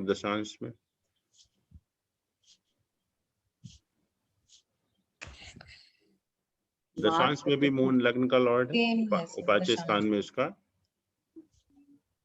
प्लेसमेंट है। तो दशांश के पॉइंट ऑफ व्यू से अगर हम देखें तो इसमें जुपिटर हो गया एक, तो दूसरा मार्स हो गया, और कोई प्लैनेट एस्पेक्ट कर रहा है इसमें? राहु नहीं कर रहा इसको। मार्स को कौन एस्पेक्ट कर रहा है? मार्स को सैटर्न एस्पेक्ट कर रहा है, और वीनस एस्पेक्ट कर रहा है मार्स को। हाँ, तो प्लैनेट इंपॉर्टेंट हुए वीनस, जुपिटर, मार्स और सैटर्न। मार्स और सैटर्न। तो अब जो पीरियड आएगा मार्स का आएगा, और 2014 में क्या पीरियड था? 1 minute. Moon and Jupiter, because that was I think at the end of 2014. उसी पीरियड में ही became prime minister। मई 14 में बने थे। मई 14 तो राहु के पीरियड में बने थे। हाँ जी, मई 14, 27 मई। अच्छा, मई 14 में हुआ। मून एंड राहु के पीरियड में जो है he became prime minister। But Rahu किस प्लैनेट के रिजल्ट देगा यहाँ पर? जुपिटर तो लगन में देखेंगे सर। जुपिटर के सर इसमें भी जुपिटर राहु को जो एस्पेक्ट कर रहे हैं कौन कौन से प्लैनेट? सन, मरकरी, सन और मरकरी। पहले सन और मरकरी की स्ट्रेंथ हमें देखनी पड़ेगी। सन इज 8.6, मरकरी इज 8.2। तो फिर सन के ही देगा सर। हाँ, तो नेचुरली सन के रिजल्ट देगा, एक्चुअली में सन के रिजल्ट। तो सन तो 10th लॉर्ड है ही सर। हाँ जी, सन जो है वो 10th लॉर्ड हो गया यहाँ पे, तो उसको देना ही अच्छा फल। यहाँ 10th Lord in the 11th house, तो उस पॉइंट ऑफ व्यू से मैं थोड़ा दशांश देख रहा था, दशांश में क्या पोजीशन। सर सन तो एसोसिएटेड नहीं है इससे, 10th हाउस से भी नहीं है, 10th लॉर्ड से भी नहीं है, और क्वाड्रेंट से भी नहीं है। हाँ, बट इसमें सडन गेन की बात नहीं है, because he was already a chief minister. वो पहले किसी टाइम में हुआ होगा, बट यहाँ पर क्योंकि सन जो 10th हाउस का लॉर्ड है, is very very strong planet, तो उसकी वजह से भी बन सकता है। और अब जो मार्स का पीरियड आएगा वो और भी अच्छा है। मार्स का पीरियड खराब तो नहीं है, क्योंकि मार्स का जो प्लेसमेंट है D10 चार्ट में वो अच्छा ही है। तो फिर 24 में भी यही आ रहे हैं। सर एक बात है कि ये सन जो है 8th लॉर्ड और 12th लॉर्ड के साथ बैठा है। कहाँ पर? लग्न चार्ट? ये नहीं, यहीं पे उससे फर्क नहीं पड़ता, ये उससे फर्क नहीं पड़ता इसमें। बट 11th हाउस में है, ये तो है, बट और क्योंकि लग्न में जो है सन बहुत स्ट्रॉन्ग है, 10th हाउस का लॉर्ड है, 11th हाउस में है, उसकी पावर भी बहुत ज्यादा है, तो may be because of that actually. और सडन हम नहीं कहेंगे, क्योंकि जो already he was chief minister, तो ऐसा नहीं है कि वो एकदम से कुछ बनना हो। तो वो प्राइम मिनिस्टर, तो चीफ मिनिस्टर से प्राइम मिनिस्टर तो काफी सडन, मतलब बड़ी चीज होगी ना। नेचुरली गेन तो है ही है, क्योंकि वो सन का पीरियड ऑपरेट हुआ, और सन जो है वो नेचुरली लग्न चार्ट में तो है ही स्ट्रॉन्ग। लग्न चार्ट में तो इसमें मून दशमांश में मून एक बार से दशमांश दिखाना। इसमें मून कैसे एसोसिएटेड हुआ? जैसे मून के पीरियड में हुआ ना। नहीं, तो मैंने कहा था मून कि वो उसमें जो मून और राहु का पीरियड चल रहा था ना, मून और राहु का पीरियड चल रहा था। मून जो 9th लॉर्ड भी तो हुआ था, 9th तो लॉर्ड होके लगन में रिजल्ट उनको सन के मिले उस पीरियड में। राहु ने जो है वो सन के रिजल्ट दिए, इसलिए सन की हम बात कर रहे हैं, क्योंकि सन जो है वो स्ट्रांग था। जो 2 प्लैनेट राहु को देख रहे थे उसमें सन जो है वो स्ट्रांग था, तो इसलिए सन के रिजल्ट मिले। तो सर सन वैसे की किसी भी चार्ट में हमें ये कैसे पता चलता है कि कोई मतलब ऑलरेडी वेल ऑफ फैमिली में उसका बर्थ हुआ है, या फिर कोई पहले लो क्लास में है फिर बाद में अपने एफर्ट से ही उसने हायर दशा, पोजीशन देखिए गेन की है? सारा कुछ दशाओं के ऊपर डिपेंड भी करता है कि कौन सी दशा जो है वो ऑपरेट हो रही थी। अब जैसे बहुत से लोग बहुत अच्छी पोजीशन में भी हैं और दशा खराब हुई तो पोजीशन बहुत खराब हो जाती है, ये भी तो होता है ना। तो हमें मान लीजिए कोई ऐसा प्लैनेट है आपके हॉरोस्कोप में जो कि वेल प्लेस्ड नहीं है और उसकी दशा ऑपरेट हुई तो नेचुरली प्रॉब्लम क्रिएट करेगा। और बाद में कोई ऐसा प्लैनेट की दशा हो गई जो बहुत वेल प्लेस्ड है तो वो बेटर हो जाता है फिर। अब इसमें इवन अगर आप देखो कि जो 7th हाउस है, और इवन अगर आप नवांश में भी देखोगे या यहाँ भी देखोगे, सभी मैलिफिक प्लैनेट का एसोसिएशन मिलेगा उसमें जो है। तो ये डिपेंड भी सैटर्न, करता है। मार्स, और केतु। दूसरा हम बहुत ज्यादा रिलाई इसलिए भी नहीं कर सकते, we don't know the correct time of this person. तो ठीक है, लेकिन बहुत ज्यादा हम we can not be very sure. But पहले वाले का जैसे हमने देखा था वो तो राइट टाइम है, बट इनका तो हमें राइट टाइम का पता नहीं है। हाँ सर, वो डिविजनल चार्ट्स चेंज हो जाते हैं थोड़े। बिल्कुल बिल्कुल, तो इसलिए बहुत कंक्लूसिव नहीं हो सकता, but just for the sake of study.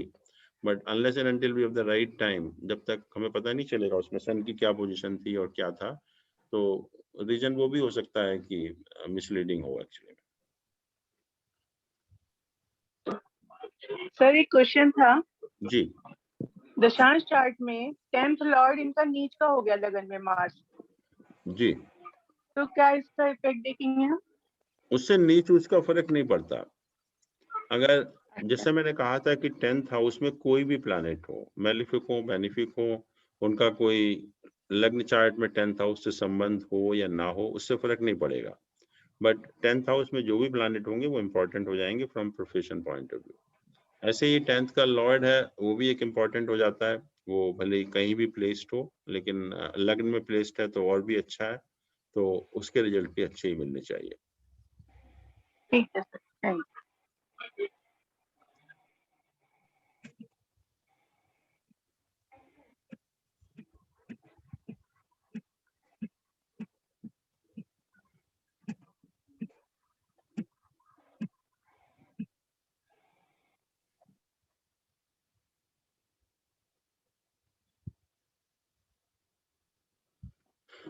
Acting के लिए देखिए कौन कौन से प्लैनेट इंपॉर्टेंट है। सबसे ज्यादा इंपॉर्टेंट प्लैनेट कौन सा है एक्टिंग के लिए? Venus and Venus. Mars. Venus and Mars. Venus and moon होना चाहिए सर, मून पब्लिक को अट्रैक्ट करना है। क्योंकि कम्युनिकेशन एक्टिंग आप कब कर पाते हैं एक्टिंग आप? 5th house sir, creativity. Saturn भी चाहिए, वीनस भी 5th house strong. Moon becomes the most important planet actually for an actor. Actor का रोल क्या है? पब्लिक को अट्रैक्ट करना, पब्लिक को एंटरटेन अट्रैक्ट करना, करना नहीं है, पब्लिक तो अट्रैक्ट एंटरटेन होगी करना, जब आप अच्छी एक्टिंग करेंगे। द पब्लिक के entertain इमोशंस करना। के साथ, हाँ, इमोशंस को वो पब्लिक के करना। इमोशन नहीं, पहले आपको एक्टिंग करनी है। ऑरेटर की बात नहीं कर रहे हम। सर Acting फिर is वीनस emotions. और टैलेंट। हाँ, Acting is expression of emotions. हम मोदी जी की बात नहीं कर रहे, हम एक्टिंग की बात कर रहे हैं। Creativity sir then Venus talent के लिए putting own emotions into the required character, mimicry. तो उसके लिए moon has to be very strong. और जब तक मून अच्छा नहीं होगा you can not be a good actor, you can not do good acting. तो जैसे अगर मून किसी का ठीक नहीं है तो वो तो भूल जाए, वो एक्टिंग कर ही नहीं सकता। तो मून जो है सबसे जो बेसिक मेन प्लैनेट बन जाता है, which is a significator for actor actually. बिना उसके आप एक्टिंग नहीं कर सकते। एक बाकी चीजें, दूसरी चीजें जैसे कि कॉमेडियन बन गए, वो तो कर सकते हो आप, लेकिन अगर एक्टिंग करनी है तो moon has to be very strong. और उसमें फिर एक्टिंग के साथ साथ कुछ चीजें और जुड़ जाती हैं। पहला तो जैसे फर्स्ट हाउस है, आपकी अपीयरेंस क्या है, पर्सनैलिटी क्या है, वो भी काउंट करती है जब आप एक्टिंग का सवाल आता है। आप कैसे बोलते हैं, और आप देखिए यहाँ पर सेकंड हाउस कितना इंपॉर्टेंट हो जाता है, क्योंकि मेन तो डायलॉग डिलीवरी है उसमें, एक्टिंग के अंदर जो है। तो unless and until second house is very strong, you can not be successful at least in the dialogue delivery actually. और सेकंड हाउस से हम फेस भी देखते हैं, आपका फेस कितना फोटोजेनिक है वो सेकंड हाउस ही बताएगा। तो नेचुरली वो भी इंपॉर्टेंट हो जाता है एक एक्टर के लिए। फिर थर्ड हाउस आपकी कम्युनिकेशन स्किल्स हैं, तो वो भी जो है वो जब आप कहीं भी जाते हैं, बात करते हैं और कम्युनिकेट करते हैं, तो नेचुरली जो थर्ड हाउस है वो भी स्ट्रांग होना ही चाहिए। फिर कहा कि you have to get the support of masses. आप कैसे भी अच्छे एक्टर हो, कुछ भी हो, लेकिन जब तक आपको मासेस का सपोर्ट नहीं मिलेगा, पब्लिक का सपोर्ट नहीं मिलेगा, तब तक आप सक्सेसफुल नहीं हो सकते। तो इसलिए फोर्थ हाउस जो है एक एक्टर के लिए बहुत important, and the significator moon, ये दो चीजें जो है बहुत इंपॉर्टेंट है। क्योंकि कई कई बार ऐसा भी होता है कि अगर बहुत अच्छा एक्टर हो तो कोई फर्स्ट हाउस और सेकंड हाउस या फेस की बात नहीं करता या अपीयरेंस की बात नहीं करता, क्योंकि आजकल बहुत ऐसे आने लगे हैं। But you have to get the support of public और द मासेस। तो उस केस में फोर्थ हाउस और जो मून है, ये दो प्लैनेट और हाउस जो है ये बहुत इंपॉर्टेंट हो जाते हैं एक्टिंग के लिए। फिर क्रिएटिविटी फिफ्थ हाउस से हम देखते हैं। क्रिएटिविटी में music, film, romance, love, all those things we see from fifth house. क्योंकि हमें उस टाइप के सीन करने हैं, उस टाइप का वो करना है, तो नेचुरली फिफ्थ हाउस जो है बहुत इंपॉर्टेंट हो जाता है। और अपने आप भी अगर कुछ क्रिएटिविटी लानी है अपनी एक्टिंग के अंदर, तो फिफ्थ हाउस भी इंपॉर्टेंट हो जाता है। Seventh house is image to others, या अपोजिट सेक्स का भी हाउस है, तो सेवेंथ हाउस भी इंपॉर्टेंट हो जाएगा। और मैं कहूँगा यहाँ पर आरूढ़ लग्न को भी देख लीजिए कि आरूढ़ लग्न जो है वो भी यहाँ पर काफी इंपॉर्टेंट हो जाएगा। और टेंथ हाउस तो आपका है ही है, प्रोफेशन, फेम वगैरह का जो है। और 11th हाउस आपका जो फुलफिलमेंट ऑफ डिजायर्स है, नेटवर्किंग है, मास कम्युनिकेशन है, उसका हाउस बन जाता है। और 12th हाउस बेसिकली कहते हैं कि हिडन टैलेंट का भी होता है, इमेजिनेशन का भी होता है। तो उस पॉइंट ऑफ व्यू से जो है 12th हाउस का भी रोल हो जाता है एक्टिंग में जो है। और प्लैनेट वीनस भी है। सो ऑलमोस्ट सारे हाउस कवर हो गए। हाँ, क्योंकि देखिए क्या है क्या नहीं है, मतलब ऐसे मान लीजिए कि बहुत से कुछ ऐसे एक्टर भी हैं कि अपने खाली अपीयरेंस की वजह से या पर्सनालिटी की वजह से अच्छे मतलब माने गए। वो कुछ लोग अपने डायलॉग डिलीवरी की वजह से अच्छे माने गए, कुछ लोग क्रिएटिविटी की वजह से अच्छे माने गए। तो जरूरी नहीं है कि आपका फेस अच्छा हो तभी भी आप अच्छे एक्टर बनोगे। ये अगर वन ऑफ द कंडीशन है कि अगर ये कंडीशन होगी तो you can be successful, but सब में सब तो कुछ नहीं हो सकता एक्चुअली में। तो इसलिए जो भी मतलब एक तरह से हम कहेंगे कि जितना रिक्वायरमेंट है या जिस पर्पस के लिए आप जा रहे हैं, उस पॉइंट ऑफ व्यू से कौन सा प्लैनेट स्ट्रांग है, तो उसके हिसाब से रिजल्ट आपको मिलेंगे एक्चुअली में। तो फेम जैसे बहुत सारे सब में टैलेंट ये सब होता है, पर हर कोई फेमस इतना नहीं हो पाता। और बहुत लोग होते हैं जो इतने टैलेंटेड भी नहीं होते, बट वो एक ही जैसे एक मूवी आई उसी से ही बहुत फेमस हो गए। तो वो फेमस वाला फैक्टर हम सन से देखेंगे। सन से देखेंगे। जो हम लोगों ने बात की थी कि जो कारक होते हैं 4 प्रोफेशन के, सैटर्न, मरकरी, जुपिटर एंड सन। तो सन ही अगर आपका बहुत स्ट्रांग है तो नेचुरली फिर फेम मिल ही जाएगा आपको जो है। भले ही आपकी स्किल बहुत अच्छी ना हो फिर भी आप फेमस हो जाते हैं एक्चुअली में। और सेकंड हाउस बहुत स्ट्रांग है तो नेचुरली आपकी डायलॉग डिलीवरी बहुत अच्छी होती है। और कुछ लोग ये भी हैं कि डायलॉग डिलीवरी की वजह से फेमस है, कुछ लोग क्रिएटिविटी की वजह से फेमस हैं। तो डिपेंड करता है कि मतलब क्या चीज है, कौन सा हाउस स्ट्रांग है, उसकी वजह से आपका नाम हो सकता है या उसकी वजह से आपको सक्सेस मिल सकती है। और उसके लिए डिपेंडिंग ऑन दिस हाउसेज, ये साइन जो माने गए, ये साइन जो है वो प्रोमिनेंट होने चाहिए। तो ये बेसिकली एक एक्टिंग की रिक्वायरमेंट है।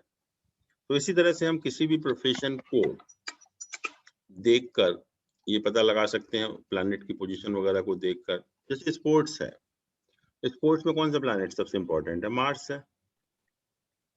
जब तक मार्स स्ट्रांग नहीं होगा तो you can not be successful in sports.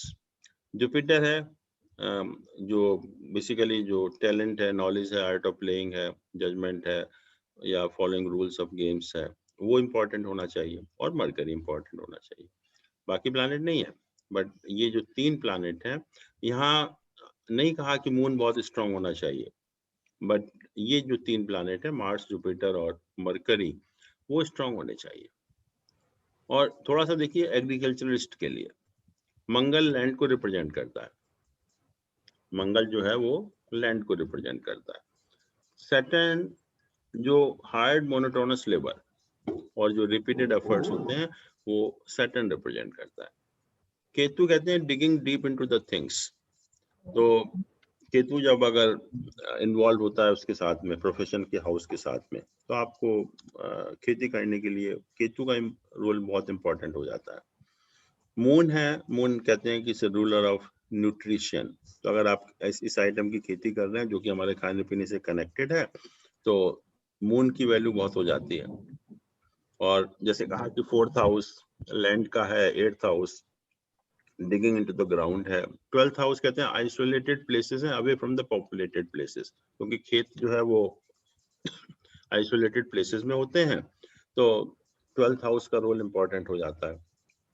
और अर्दी साइंस 2, 6, 10 साइन जो होते हैं वो इंपॉर्टेंट हो जाते हैं। तो इसलिए depending on the requirement of profession आप जज कर सकते हैं कि कौन सा प्लैनेट, कौन सा हाउस इंपॉर्टेंट होना चाहिए। अब हम नेक्स्ट टाइम जो है वो कल नेक्स्ट टाइम लास्ट होगा, तो जो योगास हैं बेसिकली एजुकेशन के लिए, और जो हम D24 चार्ट देखते हैं वो कैसे देखते हैं, कैसे में पता लगता है कि अच्छे इंस्टीट्यूट में आपका एडमिशन होगा या नहीं होगा, फॉरेन में होगा नहीं होगा, कैसी पढ़ाई होगी, तो that we will try to see with the help of D24 chart also. ये पीपीटी भेज दीजिएगा। जी पीपीटी भेज दीजिएगा। हाँ, मैं भेज दूंगा। अनिल जी क्वेश्चन पूछ सकते हैं अभी? हाँ, क्वेश्चन पूछिए आप, बिल्कुल, मोस्ट वेलकम। अनिल जी मुहूर्त के लिए डाउट रह गया था, वो पूछना है। हाँ हाँ, पूछो पूछो। अनिल जी, ये जो पंचांग में लिखता है कि बर्थ के, ये जो है जब मुहूर्त के टाइम पे बॉय की कुंडली में 4, 8 और 12वें घर में सन नहीं होना चाहिए, बिल्कुल करेक्ट है क्या? हाँ। Any reason sir? बोलता है चौथे, 8वें और 12वें घर में सन नहीं होना चाहिए। बॉय की जन्म राशि कुंडली में चौथे, 8वें, 12वें राशि में था। चौथे, 8वें और 12वें घर में, जैसे व्हाट ही सेज कि आप मुहूर्त के समय देखिए किस राशि में सन है। हाँ हाँ, और वो वाली राशि चौथी, 8वें, 12वें नहीं होनी चाहिए। 6, 8, 12 कहा था, मैं ख्याल 4, 8, 12 तो नहीं है। नहीं सर, 4, 8, 12 लिखा हुआ है एकदम मुहूर्त पंचांग में। मैंने 2 पंचांग देखे। अच्छा, क्या लिखा हुआ है? और वही बॉय के लिए लिखता है खाली। जैसे सर, जैसे जन्म राशि जो भी हो बॉय की, तो उस राशि से जब हम इस महीने शादी हो रही है तो वहाँ सन जो है वो 4, 8, 12 में नहीं होना चाहिए। हाँ नहीं, 8, 12 तो ठीक है, बट 4 क्यों कहा? एरीज साइन है। हाँ जी, 4 क्यों कहा? वो 4, 8, 12 में जैसे ये मोक्ष स्थान होते हैं ना, तो 4, 8, 12 को ठीक नहीं मानते ना, जैसे गोचर में भी जब हम देखते हैं तो। अच्छा, सन को, क्योंकि सन जो बॉय के लड़के के लिए है उसको बहुत इम्पोर्टेंस देते हैं शादी के, जब शादी का मुहूर्त देखते हैं। हाँ। तो सन की इम्पोर्टेंस बहुत होती है, इसीलिए वो 4, 8, 12 में नहीं होना चाहिए महीने। जैसे कि मान लो एरीज साइन है तो वृश्चिक राशि में जब सन होगा, जैसे दिसंबर के महीने में, वहां नहीं बनता मुहूर्त। हाँ, तो मेरे ख्याल में नरेश जी ठीक कर रहे हैं कि वो मोक्ष के स्थान है, और शादी में हम नहीं चाहते कि कोई बहुत ज्यादा स्पिरिचुअली इंक्लाइंड आदमी हो, तो that may be the reason actually what he says is correct. Naresh इसको फॉलो करना चाहिए, दैट मींस। देखिए, जो भी आपको मुहूर्त निकले हुए मिलेंगे, उसमें जब हम लोगों ने शादी के मुहूर्त की बात की तो we consider so many things and you can not have everything perfect. कुछ खराब होंगे, कुछ अच्छे होंगे, तो जो भी बेस्ट पॉसिबल कॉम्बिनेशन होता है उसको सेलेक्ट करते हैं। तो हर चीज तो मीट हो नहीं सकती, तो ज्यादा से ज्यादा पॉइंट अगर मिल जाते हैं तो उसको सेलेक्ट कर लेते हैं। फिर 100% तो अनिल जी, एक और क्वेश्चन था, शादी के मुहूर्त में जब फिर टाइमिंग ठीक करना है तो फेरों वाला टाइम ठीक होना चाहिए। या फंक्शन तो वही है, जो शादी की सेरेमनी तो वही है फेरे वाली, उसी से तो शादी संपन्न होती है। तो डे ज्यादा इंपॉर्टेंट हुआ कि फेरों का टाइम ज्यादा? यदि फेरों का टाइम ऑस्पिशियस है तो डे को छोड़ा जा सकता है। दोनों इंपॉर्टेंट हुए, डे भी इंपॉर्टेंट। अगर डे ही खराब है तो फेरे का टाइम तो पूरा दिन ही खराब है, फिर क्या प्रॉब्लम, फिर तो अच्छा हो ही नहीं सकता। तो जो भी 4-8-12 वाला कंडीशन बहुत ज्यादा प्रॉब्लम दे रहा है सब किसी कौन सा ये 4-8-12 सन वाला। आपको कोई निकालना थोड़ी है। अगर आप ऐसे करोगे तो आपको 100 पॉइंट्स कंसिडर करने पड़ेंगे, उसमें से 50-60 ठीक होंगे, 40 खराब भी होंगे। तो एक पॉइंट के बेसिस पे हम नहीं डिसाइड करते। ओवरऑल जो भी बेस्ट पॉसिबल कॉम्बिनेशन है उन सब चीजों का, उसके ऊपर डिसाइड करते हैं। और वो ऑलरेडी आपको निकला हुआ है, उसमें जो डेट है आपका, तो उस डेट को देखकर आप डिसाइड कर लीजिए। पंचांग में तो निकाला हुआ है ही है। पंचांग में बोलते 4-8-12 के कारण उसने बहुत सारे रिजेक्ट कर दिए। हाँ, तो जैसे सन को सर, सन की पोजीशन तीसरे, छठे, 10वें, 11वें अच्छी मानते हैं, और 4 मतलब जैसे उसके अलावा दो दूसरे हो, 5वें हो, वहाँ पूजा करा के हो सकता है, मुहूर्त निकल सकता है। लेकिन 4-8-12 में तो किसी भी तरह से नहीं निकल सकता मुहूर्त। हाँ, तो उसमें पूजा करा के निकाल लेते हैं लोग। हाँ, 4-8-12 में पूजा भी नहीं हो सकती। हाँ जी, 4-8-12 में पूजा भी नहीं हो सकती, वहाँ हाँ, निषेध है। और जगह में और उसकी बात कर रहा हूँ। हाँ, और जगह हो सकती है सर। अनिल जी, एक और चीज, दशहरा वाला मुहूर्त ऑलवेज गुड होता है, ये ठीक है क्या? देखिए, कुछ ना ये अनसुजे मुहूर्त है, मतलब जो जिसमें कहते हैं कि वो ऑस्पिशियस टाइम होता है। तो दशहरे वाला हुआ, या ये अभी अक्षय तृतीया आया था, बसंत पंचमी आया था, बसंत पंचमी हुई, या तो 7-8 मुहूर्त हैं इसमें, तो फिर हम देखते ही नहीं है कुछ भी। Okay sir, thank you.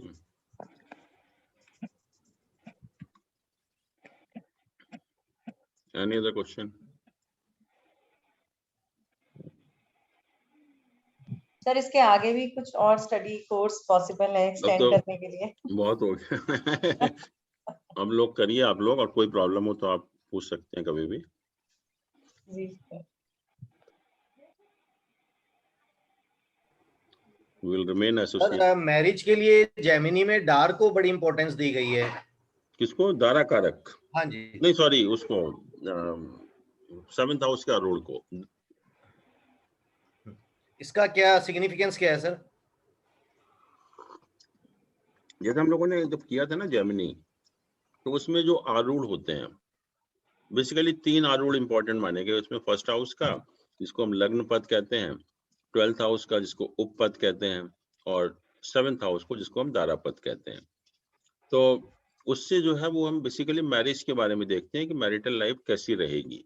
तो उनका अपना सिस्टम है, उसको भी हम लोग जब आरूढ़ की बात करते हैं तो उसमें यूज करते हैं उसको। कहते हैं सर टाइम ऑफ मैरिज में कहीं ना कहीं डार्क का भी रोल रहता है, कहीं ना कहीं, मतलब direct indirect. Is it right sir? Gemini कहता है, जैसे हम देखते हैं कि गोचर है, जैसे हम देखते हैं कि 7th लॉर्ड की या 7th के ऊपर से कोई ग्रह पॉजिटिव निकल रहा है उस टाइम पे, ऐसे ही वो कहते हैं इसका भी सिग्निफिकेंस रहता है टाइम ऑफ मैरिज में। नहीं, वो तो उसका तो रहेगा ही ना, वो तो एक इम्पोर्टेंट हाउस बन जाता है ना, दारा पद। हाँ जी, तो वो तो बनेगा ही, जैसे कि 7th हाउस का रोल रहता है, ऐसे ही उसका भी रहेगा वो तो उनके सिस्टम में। आरूढ़ is how the other perceive about something. Correct. आरूढ़ तो एक्चुअल तो नहीं हुआ, that is how you perceive. देखने की जरूरत नहीं, हाउ यू परसीव नहीं, हाउ यू आर परसीव्ड। हाँ, यू आर परसीव्ड। जैसे लग्न का है, लग्न तो आप जैसे हैं पर्सनैलिटी वो आपको बता रही है, लेकिन दूसरे लोग आपके बारे में क्या सोचते हैं? नहीं आई मीन सब 7 का आरूढ़ देख रहे हैं, शादी के लिए आरूढ़ देख रहे हैं, वो जरूरत नहीं है, वो क्यों पड़ेगी जरूरत? शादी का आरूढ़ मान लीजिए कि 7th हाउस आपका बहुत अच्छा है, हाँ तो लोग तो सोचेंगे कि बड़ा खुश, मतलब शादी के पॉइंट ऑफ व्यू से बहुत अच्छा है। और या मतलब जैसा भी है अच्छा ही, मतलब आप तो अच्छा कहोगे अपने आप को जो है। या मान लीजिए कि 7th हाउस खराब है आपका, उतना अच्छा नहीं है, तो मैरिड लाइफ आपकी अच्छी नहीं है, लेकिन आरूढ़ बहुत अच्छा है, लोग समझते हैं तो बड़ा खुश कपिल है, बहुत अच्छा कपिल है एक्चुअली में। कभी कभी ऐसा भी सोचते हैं ना ये, तो वो आरूढ़ बताएगा कि दूसरे लोग क्या सोचते हैं आपकी मैरिज के बारे में। पर एज ए इंडिविजुअल हमको आरूढ़ की जरूरत क्या है? If he is happy married life okay. नहीं वो तो ठीक है, बट ये भी देखना है कि लोग आपके बारे में क्या सोच रहे हैं। उस पॉइंट ऑफ व्यू से तो एक मिरर इमेज है, बहुत अच्छा है। कभी कभी आप बहुत अच्छे होते हैं लेकिन लोग आपको गलत समझते हैं। आरूढ़ भी देखना चाहिए ओके। तो अच्छा एक इंडिकेशन मिलता है, ऐसा फायदा नहीं है कुछ की कोई फायदा हो रहा उससे, लेकिन यू गेट सम आइडिया।